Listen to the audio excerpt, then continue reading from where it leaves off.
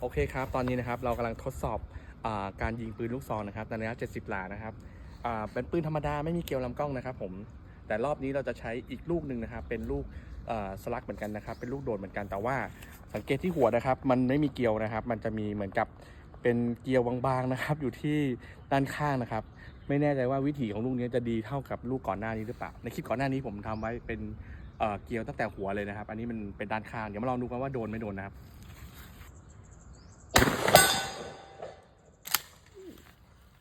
โดนเหมือนเดิมนะครับผมแต่ว่าสูงกว่าเมื่อกี้สักนิดนึงนะครับผมก็คือประมาณตรงนี้นะครับ